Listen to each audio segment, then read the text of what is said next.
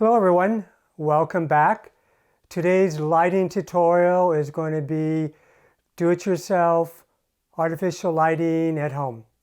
So to get started, what we want to talk about first of all are the different types of lighting and the line that we've discussed so far this week in your tutorial is about the three main types of lighting we're going to use. First of all, I'm going to show you the different lights. Our tungsten filament light bulb, which is typically what we find in our lamps, is one source. We have our fluorescence, which is another source. And then we have an LED light source, which looks like a typical light bulb, but is actually an LED light emitting diode, which is a different source of light. And as we talked about, what's important about the different types of lighting that you're going to use is the light intensity that each of these lights put out, as well as the color temperature or the color of light that each of these lights put out. That's probably the most important factor you need to consider because if you are not aware of the proper color balance when you set your white balance on your camera, which refers to your color temperature, your color is going to be way off. It's going to turn green, orange, blue. Typically what you guys have normally seen when you have this really awful looking color scene. So today we're going to have the options of choosing any of these particular light sources. I have a preference to use a traditional light bulb because the traditional light bulb I feel can give you the most light intensity, and that's going to be a factor that we need to consider, especially when we start using artificial light and we use lamps that aren't quite as powerful as some of the professional lights that we will be using and that you've been able to use at school. And since today's about do-it-at-home lighting, we want to use whatever's available that we can use that's going to give us enough light to be able to light our particular setup in our scene. So let's go ahead and talk about what are types of lights that you can use.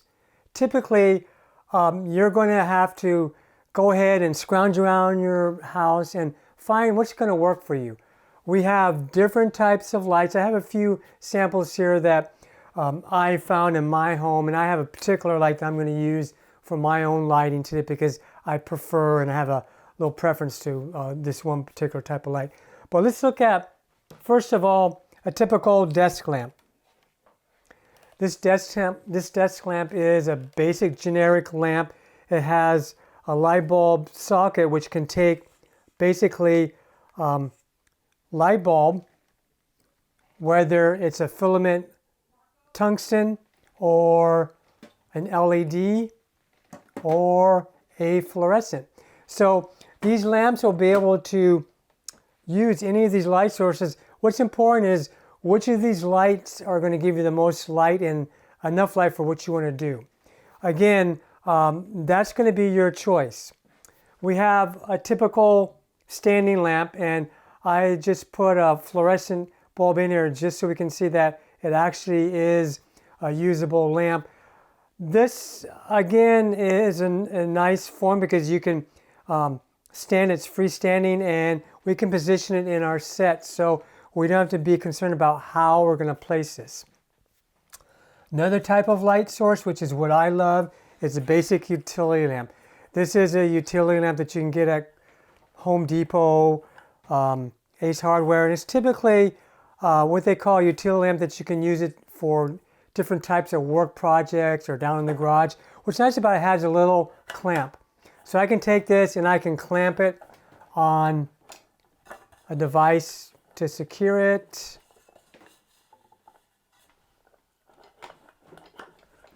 I can use my lamp stand, which is what I'm going to use today, for mounting it.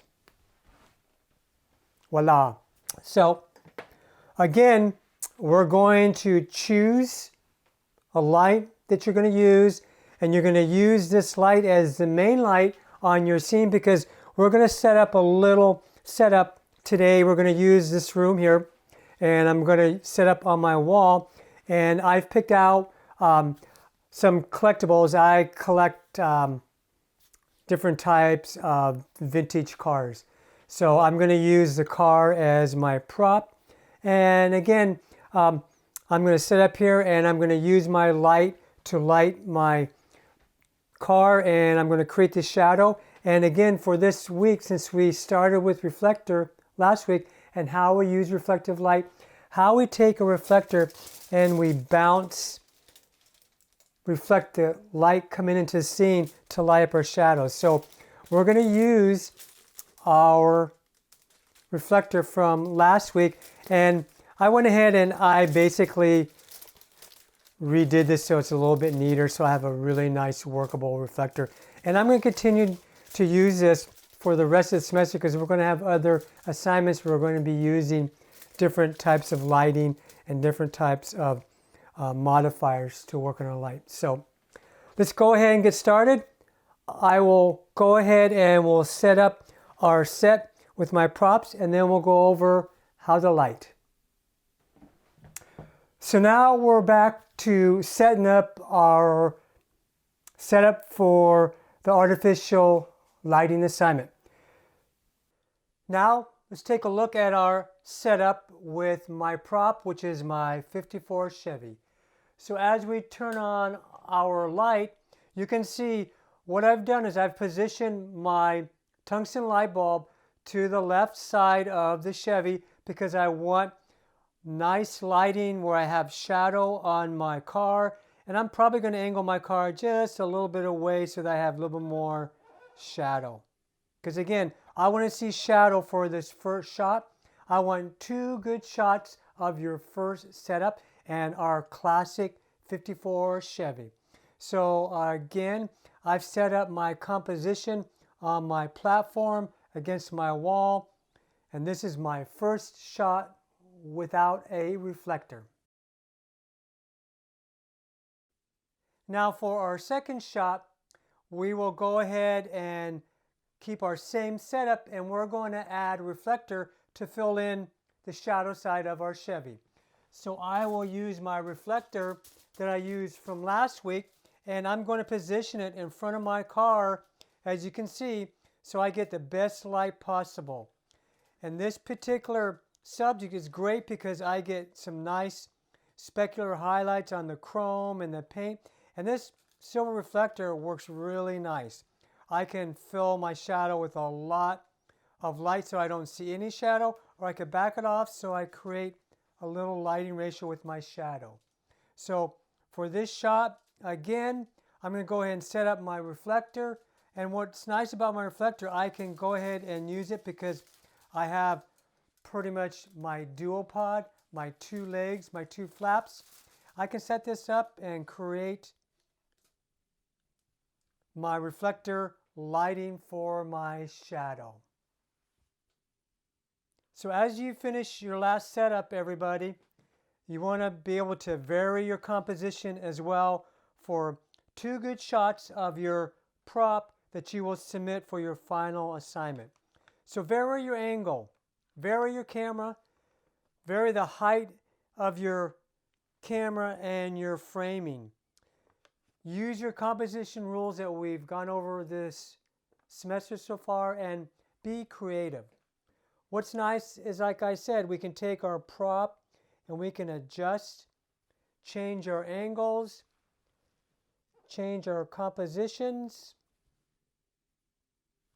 So my last creative shot, I have Mackie, my assistant, in here helping me assist on my shot.